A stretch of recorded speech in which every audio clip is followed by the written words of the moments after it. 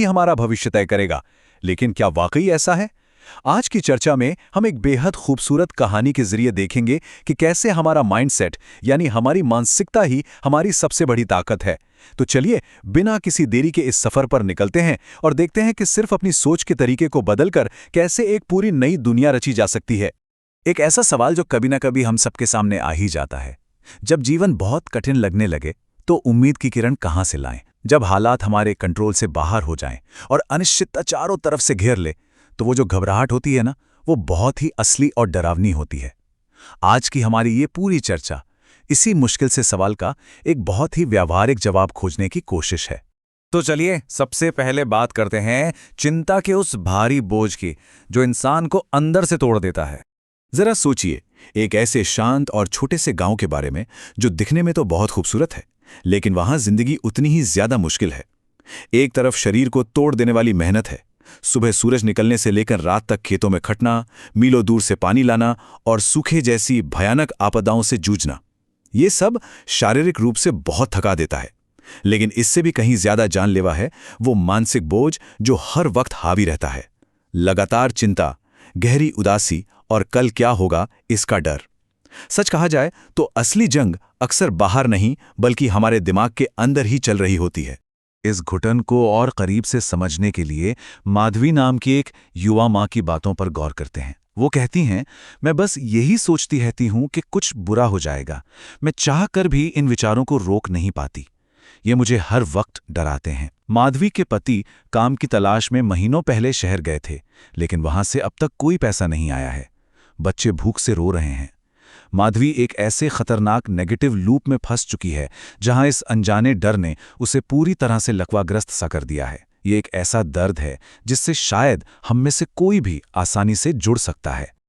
अब यहीं से कहानी में एक नया मोड़ आता है, जिसे हम अम्मा का नजरिया कह सकते हैं। इसी गांव में एक बुजुर्ग महिला रहती हैं, अम्मा। उन्होंने जिंदगी में बहुत दुख देखे हैं, लेकिन फिर भी वो हमेशा शांत रहती हैं और उनके चेहरे पर एक सुकून वाली मुस्कान होती है। जब थकी हारी माधवी उनके पास पहुंचती है तो अम्मा उसे साइकोलॉजी की दुनिया का एक बहुत ही पावरफुल कॉन्सेप्ट समझाती हैं, जिसे हम कॉग्निटिव रीफ्रेमिंग कहते हैं। वो कहती हैं कि नकारात्मक विचार हमारी बची खुची ताकत भी चूस लेते हैं, जबकि सकारात्मक विचार हमें अंदर से मजबूत बनाते हैं। बाहरी दुनिया की समस्याएं अपनी जगह सच हैं, लेकिन अगर हम निराशा के गहरे भंवर में डूब गए तो उन समस्याओं से लड़ने की ऊर्जा ही खत्म हो जाएगी। इस बात को गहराई से उतारने के लिए अम्मा एक बहुत ही खास तरीका बताती हैं, जिसे ग्रैटिट्यूड शिफ्ट यानी कृतज्ञता की भावना कहा जाता है।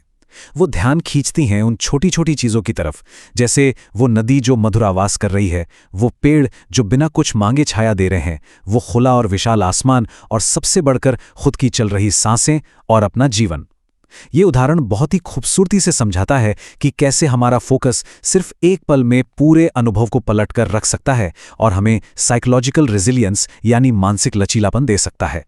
यहां सबसे अहम बात जो समझने वाली है वो ये कि जिंदगी किसी जादू से नहीं बदलती। जिंदगी इसलिए बदलती है क्योंकि हमारी सोच बदल जाती है।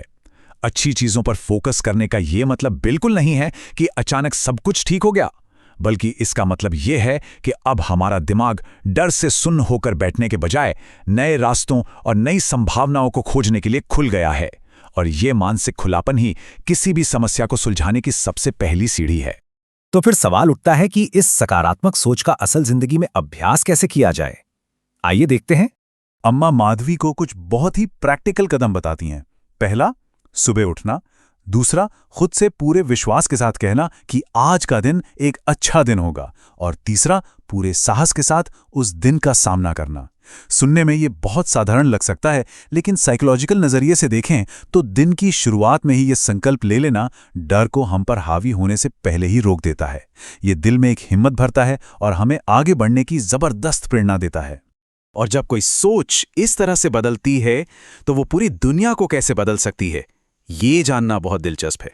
जरा इस टाइमलाइन पर गौर करते हैं कि कैसे एक छोटे से बदलाव का असर इतने बड़े पैमाने पर होता है। माधवी हर दिन इन सकारात्मक वाक्यों का अभ्यास करती है और डर की जगह विश्वास के साथ काम करती है। कुछ हफ्तों बाद अचानक उसके पति का खत आता है कि उसे शहर में नौकरी मिल गई है और वो पैसे भेज रहा है। महीनों बीतते बीतते माधवी के जीवन में आए इस चमत्कारी बदलाव को देखकर पूरा गांव अम्मा के इस दर्शन को अपना लेता है। एक अकेली महिला की सोच में आए इस बदलाव ने पूरे गांव को एक खुशहाल और एक दूसरे की मदद करने वाले समुदाय में बदल कर रख दिया।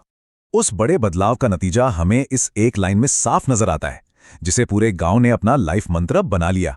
यदि हल्का सोचोगे तो हल्का जीवन जियोगे। ये कितनी सुंदर और गहरी बात है ना? जब भी गांव वालों के सामने कोई मुश्किल दिन आता है तो वे अम्मा के इन शब्दों को याद करते हैं। ये साफ दिखाता है कि कैसे अम्मा की वो समझदारी पूरे समुदाय के लिए एक स्थायी ताकत बन गई।